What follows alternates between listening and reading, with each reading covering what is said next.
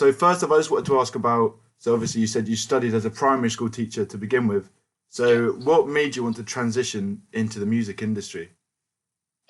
So I'd always had an interest in music, mate. Like back in the fucking LimeWire days when I was at school, we used to Bluetooth tunes to each other, Yeah, and yeah, yeah. that's how you would share music. And Mm.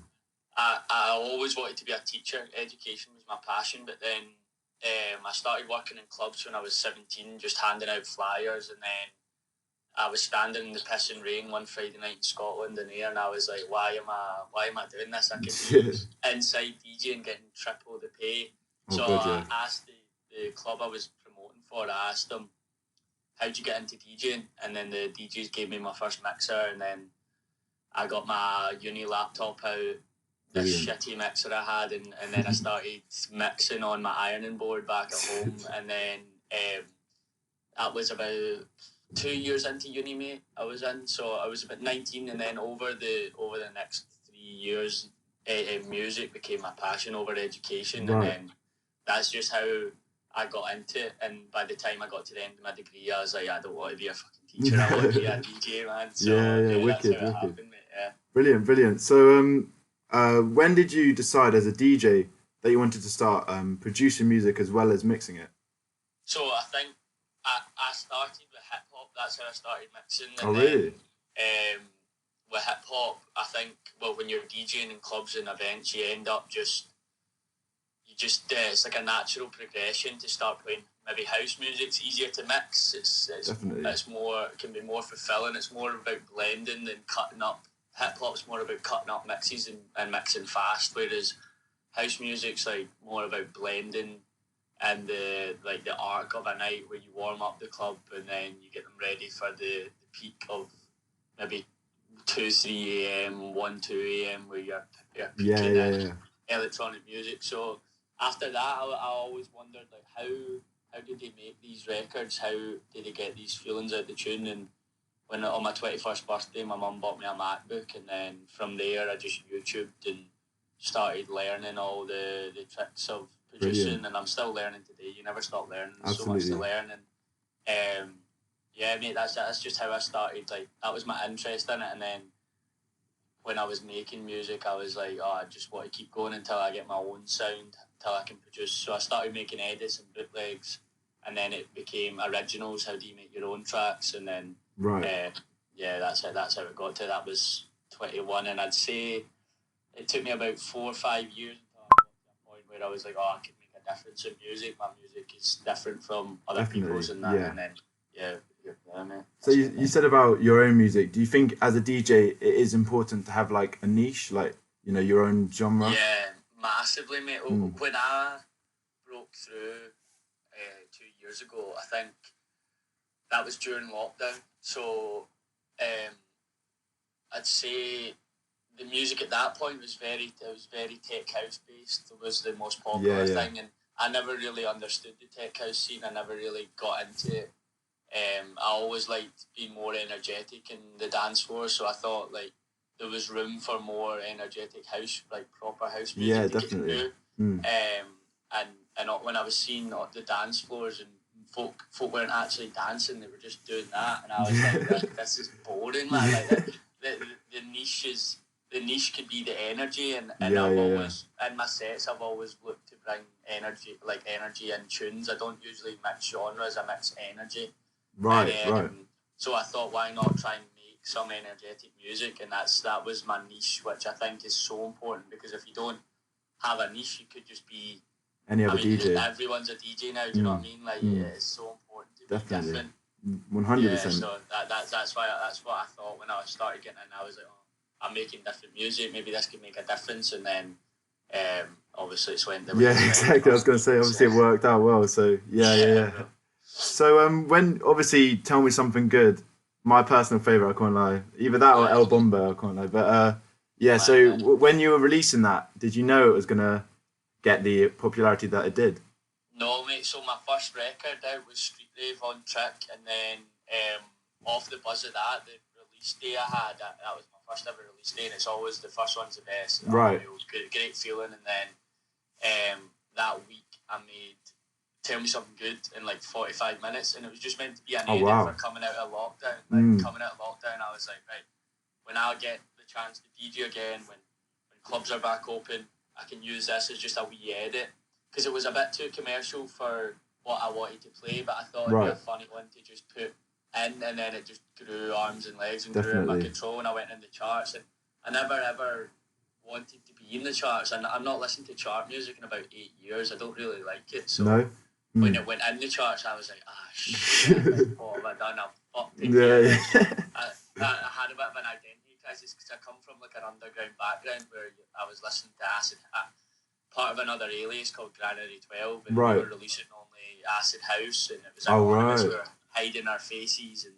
the underground scene is where I felt most at home, and then I found myself like next to fucking Lewis Capaldi and Adele in the charts. No way. Like, what is going on? Like I don't want to be here. So this year as well, I've just been.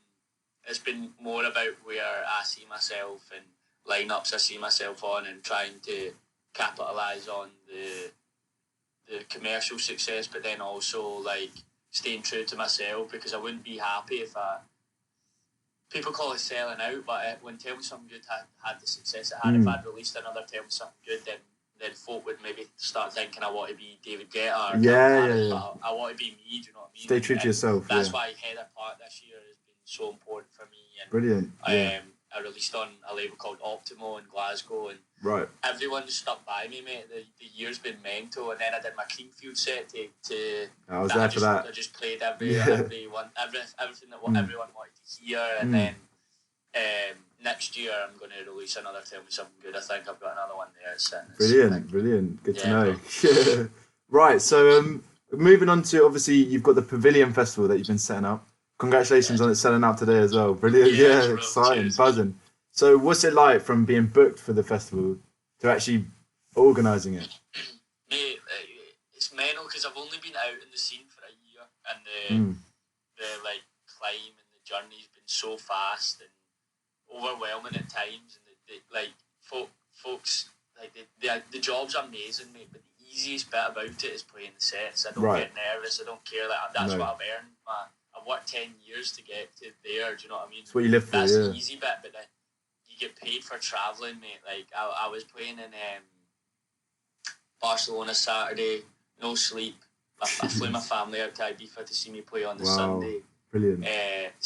No sleep again. Monday night playing Amnesia. And then I got 3 hours sleep that night, and then we went from Ibiza to Heathrow to Singapore to Sydney to Auckland, and then I started my New Zealand tour. And then I went straight to Australia, and then I come back 2 days later. I'm in Bournemouth. Then the next night I'm in Brighton. Mate, it's a fucking the best job in the world for me, but the travelling is mental. Zombie, It's crazy. And then, but that's the work I'm putting in to be on these lineups, and then getting the following and platform I have now to then enable myself. I've not even released a lineup for Pavilion Festival, mate, and it's sold out in 3 seconds this morning, and that's what dreams are made of. Do you know what I mean? Like that's why I did it. I didn't do this to be famous. I didn't do it for followers or streams or any of that shit. I did it for the culture and bringing stuff back to my hometown's 50,000 population. We just sold out a festival for 10% of that population. You know, incredible. It's crazy. So, and there's room for another day, a more cap. It's just what the council and police will do with us. So that feeling of it only being a year and now I'm doing my own festival is it's a wild journey, and it's a lot of stress and a lot of work, but it's the best feeling in the world. And it's not I got asked you must be so happy, and you must like you've got money and stuff now, and because I mean before I broke through I was living in my mate's spare room, not a penny to my name, and it's not like overwhelming happiness, it's more like accomplishment. It's like those 10 years of working is paid off, and it's like getting in a jacuzzi, mate. It's like getting in a bath. That's how it feels, mate. Brilliant. Right, well, final question. So what would you give advice to someone like me who's trying to make it as a DJ and for promoting themselves and things like that as well? Yeah, I always say, like, the best thing I did, I started my own club night in Ayr. There was nothing really and it always focused on high quality graphics, sound system, Right. venue. How we're going to always thinking how we're going to make this different, how we're going to make it different. And what I learned of running my own night was the motivational changes I learned, where I was sitting thinking, oh, is this ever going to happen? It's so hard. Everyone's doing it. I never ever thought like that, because that's how everyone comes to me and they say, oh, but it's so hard to do, blah, blah, blah. Like, if you've got belief and you've got friends around you that are positive and want you to do well, the goals they're limitless, they're endless, and if you fully apply yourself to making the experience good for everyone, focus on the quality, always the quality, even if it's not appealing to a wide audience. My night 10 was fully underground music, right. Underground sound. We made our own sound system out of nothing. Wicked. Ran illegal raves. We did mad shit together, and like doing that. When I was playing, folk would come up and say to me, "Oh, when are you on? I want to hear you." And that was like, maybe I'm quite good at this. Do you know what I mean? Yeah, of course. And if you can do that, then you get another big motivational change, and you're like, right, well, I have something here, DJ inside. Let me try and make some music. And then my mates just kept going. Like, they were like, mate, this is class. I would go back to afters with them, and I would sit and play my SoundCloud links to them. They'd be like, oh, that's mint, mate. You need to keep making music. And having that core group of friends around me pushing me at all times, as well as running my nights and just like having gratitude. And that's real life. That's not followers or likes. Do you know what I mean? That's real life. People coming to see you, paying money to see you. And now I've turned what I've learned off that into a festival. Do you know what I mean? Yeah. So you just learn so much stuff, and that would be my advice, is just start your own shit, whether that's a record label or a club night. What you'll learn off that will make you as a person, and you'll put yourself through so much tough experiences by doing that, that you'll know if you're made to make it in the scene. Do you know what I mean? Perfect, brilliant. Just anyway. create your own story, mate. Create everything in your head. Just create that belief, create that story in your head that you can just push on and be like, I can do this. I do have something different, and that's just what you need to do to never give up. Push it. Yeah. Anyway, perfect. Thank you so much for that. Honestly, it's been a pleasure. No worries, mate. Yeah. Let me know how it goes, mate. Yeah, we'll do. Come back to Bristol as well soon. Do another set. Yes, bro. Nice one, bro. Anyway.